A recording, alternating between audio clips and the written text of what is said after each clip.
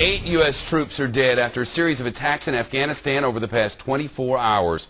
We're told 3 died in Kandahar last night while defending an Afghan police compound. Our people died defending an Afghan police compound.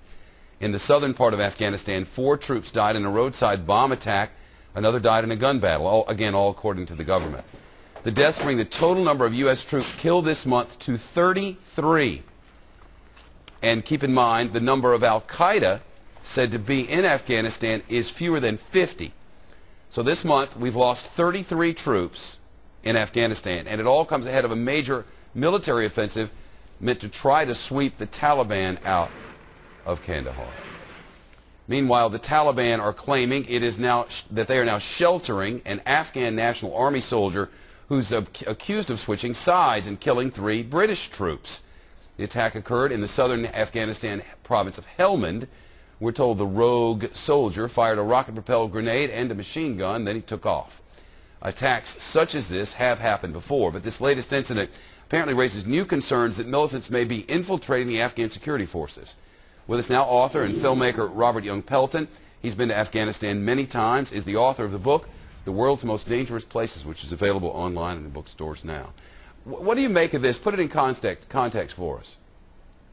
Well, you'll see about 1 of these a year. There's about 3 attacks that have been done on American soldiers as well. You remember the Jordanian double agent that blew up a CIA group. But the interesting thing about this attack is the last time this occurred against the UK soldiers, politicians in Britain demanded full withdrawal of all troops. So as an asymmetrical tactic, it seems to be very effective. Yeah, I'll say. You wonder how they're going to be responding out of this one. We've got this big offensive that's supposed to be coming up here, and everybody seems to agree things aren't going very well over there. Have you noticed any changes that give us hope?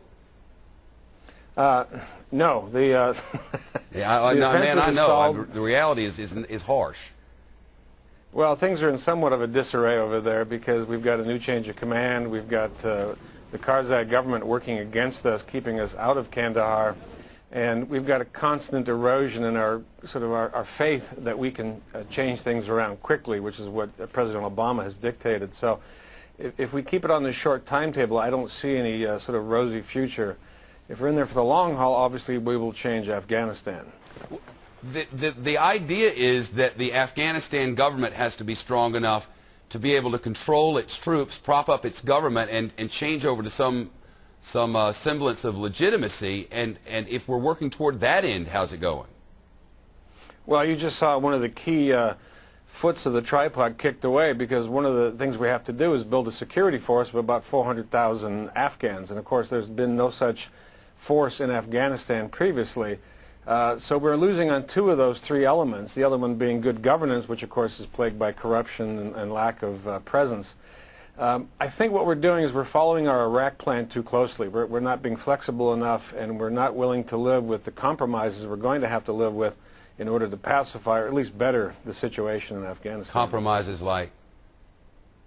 Well, compromises like we are going to have to sit down and admit that Hamid Karzai is dealing with the Taliban. He's going to bring in Haqqani, he's going to bring in Hekmatyar, and they're going to form a coalition government. That's just the way it's going to turn out.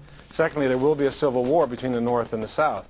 And there are indications that we can't stop either of those things from happening. So as soon as we accept them, I think we can move forward a little faster. So Hamid Karzai, whose brother's involved in the drug trade, is going to bring in members of the Taliban to form a coalition government, right? Correct. And also the Haqqani group, which is based in Pakistan, and also Gulbuddin Hekmatyar, who's based in Peshawar. These are old names from the 80s jihad, but they are major players, and they are the creators of violence right now. And away the war goes. Stunning. Robert Young Pelton live with us. It's good to talk to you, man. I wish it were different. I know you do too. Thank you.